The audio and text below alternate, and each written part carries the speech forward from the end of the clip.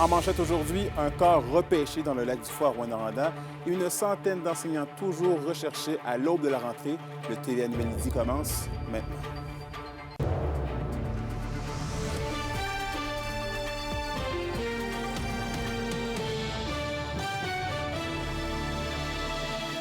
Bonjour tout le monde, ici Anthony Dallaire et bienvenue au TVA Nouvelles. On débute le bulletin avec une bien triste nouvelle. Le corps d'une personne a été repêché hier soir au lac du Fou à Rouyn-Noranda. C'est vers 18 h que les services d'urgence ont été appelés à se rendre sur les berges du plan d'eau près de l'avenue Gagnon. Et selon les sources, il s'agirait d'un accident de pêche alors que la victime serait restée coincée sous l'eau après avoir tenté de déprendre sa ligne à pêche. Aucune hypothèse officielle sur la façon dont l'accident est survenu n'a encore été avancée par la Sûreté du Québec toutefois, et une enquête est en cours en collaboration avec le coroner. Et dans le monde de l'éducation maintenant, à quelques jours de la rentrée scolaire, il manque un peu plus d'une centaine d'enseignants dans les écoles primaires et secondaires de la région. Selon les données du ministère de l'Éducation, c'est au centre de services scolaires du Lac-Témiscamingue où le besoin est le plus criant avec 41 postes à pourvoir, suivi du centre de services scolaires de l'Or et des Bois avec 27 postes, du Lac-Abitibi avec 17 postes, de l'Aricana avec 13 postes et Rouyn-Noranda avec 9 postes. Le CSS feront le point plus tard cette semaine. Et parlons transport maintenant. Le Centre d'action bénévole de Rouyn-Noranda met en place 2 nouveaux projets pour la population. Le premier est un nouveau service de transport collectif Mobi Réseau pour les quartiers ruraux de Rouyn-Noranda. Il s'agit d'une navette qui fera la liaison entre les secteurs concernés et le centre-ville. L'organisme met aussi également le service Le Salon, un espace de discussion pour les aînés. Le but du salon est de permettre, par exemple, de briser l'isolement chez les personnes âgées. Les 2 services seront mis en marche le 2 septembre prochain.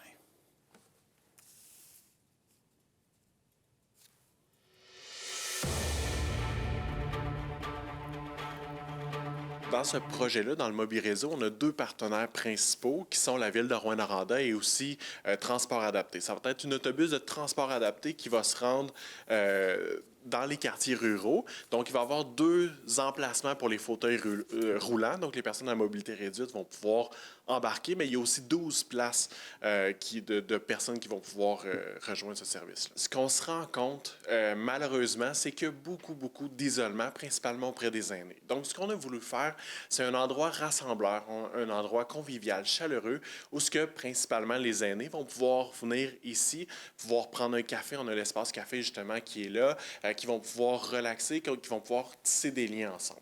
Et allons au Témiscamingue maintenant, puisqu'un peu moins d'1 an après l'annonce de la création de son Festi-Truck, Lorrainville a acquis en grande pompe la première de l'événement ce week-end. Le camionnage est une industrie importante au Témiscamingue et la demande était forte pour retrouver un festival pour le célébrer. On estime à quelques milliers les spectateurs qui ont assisté aux différentes activités comprenant le concours d'habileté, la danse de tracteur ou les spectacles de soir. L'objectif pour la prochaine édition est maintenant de bâtir une piste pour organiser les courses de camions. C'était un peu épeurant au début quand on a levé la main et dit oui, on va faire quelque chose. Ça a débuté fin septembre, cette histoire-là, puis plus précisément en novembre, mi-novembre, là, que le comité s'est mis en place, s'est formé. Là, on regardait le calendrier. Oh, il reste 8 mois, 9 mois. Puis ça a été vraiment bien. Tout le monde a bien participé. On a des commanditaires hors pair. Les commanditaires ont répondu à l'appel, très généreux. Ça motive les troupes. C'est vraiment le fun. C'est très le fun pour l'industrie du camionnage, mais aussi tout à Témiscamingue, parce qu'on savait que le rodéo, le western, la foire gourmande, tout ensemble, ça amène beaucoup de monde. C'est bon pour l'économie, c'est bon pour le tourisme. Puis là, de revoir un autre festival, puis en plus avec les courses, c'est sûr, moi, je suis plus fervent de course que d'autres, peut-être, mais c'est très le fun, puis je pense qu'on peut avoir de quoi de beau, puis de garder ça très familial aussi. La question du jour TVA, une présentation de Mobilier Bélan qui vous offre depuis plus de 50 ans un service de qualité et un grand choix de matelas mobilier électro au prix compétitif que vous recherchez. D'ailleurs, à la question du jour, on vous demande est-ce que les festivals et les courses de camions lourds ont toujours leur place dans la région? Pour voter et commenter, rendez-vous au tvaabitibi.ca.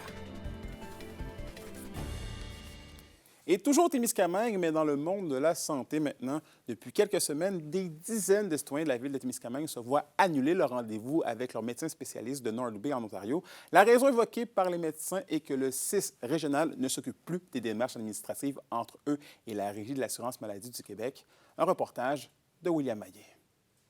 Tout le monde est impacté par ça, là. Hélène Bordelot était suivie depuis 7 ans par un gastro-entérologue de North Bay. Comme plusieurs citoyens de Témiscamingue, ses rendez-vous avec son médecin spécialiste ont été annulés du jour au lendemain. Tout ça tombe à l'eau. On se retrouve probablement sur une liste d'attente au Québec, mais on ne sait pas dans combien de temps on va avoir droit à nos services de suivi comme on avait avec les médecins de l'Ontario. C'est des dizaines et des dizaines de personnes. J'en ai dans mon bureau en pleurs, en furie.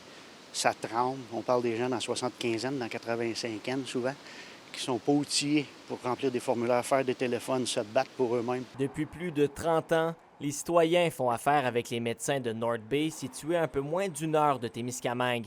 Mais depuis le 1er août, sans avoir informé à l'avance la population, le CISAT ne fait plus les démarches administratives pour le remboursement des frais avec la Régie de l'assurance maladie du Québec, la RAMQ. C'est ce qui a poussé les médecins ontariens à ne plus accepter les patients québécois. Je l'ai appris, comme à peu près tout le monde, sur Facebook, parce qu'il y a quelqu'un qui a lancé l'information que le corridor de service avec l'Ontario était coupé. De débarquer d'une pratique passée comme ça, sans avertissement, c'est tellement un manque de leadership, un manque de gestion. Pour le CIS régional, d'arrêter de servir d'intermédiaire entre les médecins de North Bay et la RAMQ ne devrait pas pour autant faire en sorte de leur jeter le blâme. C'est pas nous qui est responsable de la décision de cesser de rendre les services. On n'empêche absolument pas ces services-là d'être rendus. Une possible solution pour éviter ce genre de situation serait un décret spécial comme celui en vigueur en Outaouais, qui permet aux citoyens d'être traités en Ontario. Tenter d'avoir possiblement un décret comme ils ont au niveau de l'Outaouais qui leur permet justement d'avoir des sous, un financement pour pouvoir aider ce service-là interprovincial-là. Parce qu'on n'est pas des citoyens de second ordre par rapport à ceux de l'Outaouais, parce que nos spécialistes, comme dans l'Outaouais, ne sont pas à 180 km, ils sont à 330 km. Le maire Alain Gauthier a fait appel à la santé publique pour attitrer une équipe à l'accompagnement des patients de Témiscamingue qui sont dans l'incertitude. Parce qu'il y a des émotions, du stress à gérer. Je veux dire, c'est de la santé publique qui est question. C'est même plus de la question d'une gestion d'un système de santé. Il a prouvé qu'il était déficient de ce côté-là. Le maire de Témiscamingue rencontrera la semaine prochaine l'Association des médecins responsables de ceux de North Bay. Il continuera également à mettre des pressions sur les instances de santé provinciales pour s'assurer que cette population est des suivis. William Maillet, RNC Nouvelles, Témiscamingue.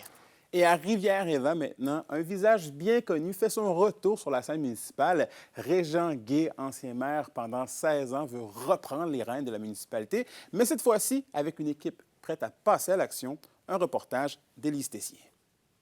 Si le monde aurait été satisfait, je ne m'aurais pas représenté. Mais je crois qu'il y a des grosses affaires à faire là-dedans, puis il faut remettre de l'ordre dans la municipalité. À Rivière-Éva, l'ancien maire Régent Gay souhaite reprendre les rênes de la municipalité. Il affirme vouloir être disponible et présent pour les citoyens, aux côtés d'une équipe engagée.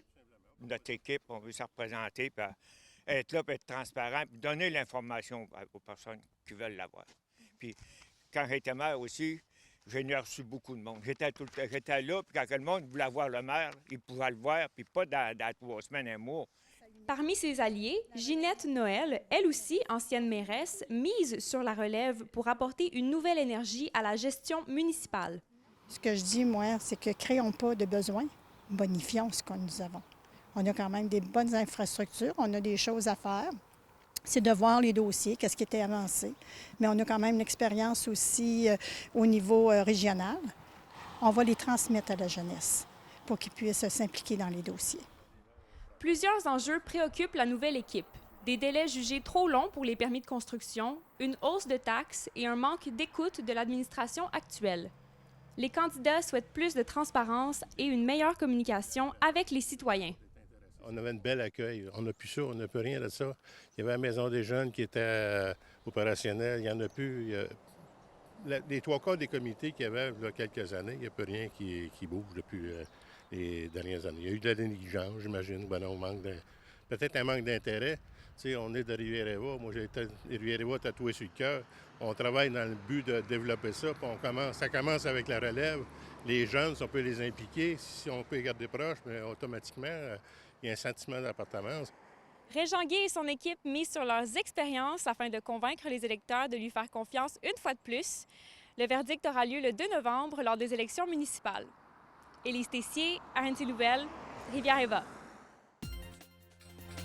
Pour une nouvelle importante à nous communiquer, contactez-nous, nouvelles au pluriel, @rncmedia.ca, par téléphone au 1-866-463-4636 et notre site web tvaabitibi.ca.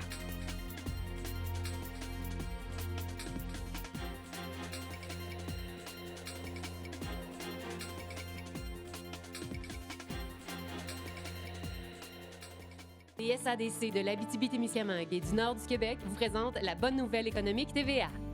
En activité depuis avril dernier à Malartic, le commerce Joufflon-Glouton propose des produits de boulangerie, des desserts ainsi que des mets à emporter. Fondée par Christina Leclerc, une malarticoise d'origine, l'entreprise a déjà créé 3 emplois et se distingue par la fraîcheur de ses produits et leur saveur authentique. Ces produits sont également offerts au marché public de Malartic. Les SADC, partenaires de l'économie de la région. Et au sport, c'est aujourd'hui que s'entame le camp principal des Foreurs de Val-d'Or. Des 37 joueurs présents, 18 proviennent du camp des recrues de la semaine dernière, avec des ajouts à la défense, en plus d'avoir été chercher 2 attaquants de 20 ans. Eh bien, Maxime Desruisseaux a poursuivi son travail hors glace en recevant un choix de 2e ronde en 2028 et des Voltigeurs de Drummondville. En retour, il a donné un choix de 3e ronde en 2027. Ceci complète l'échange de Nathan Barry qui avait lieu la saison dernière. Et parlons karaté maintenant. Bien que non victorieux, les frères Mongrain se sont bien distingués lors de leur dernière compétition du 7 au 19 août dernier à Monterrey, au Mexique. Thierry et Théo participaient au championnat de la Youth League de la Fédération mondiale de karaté.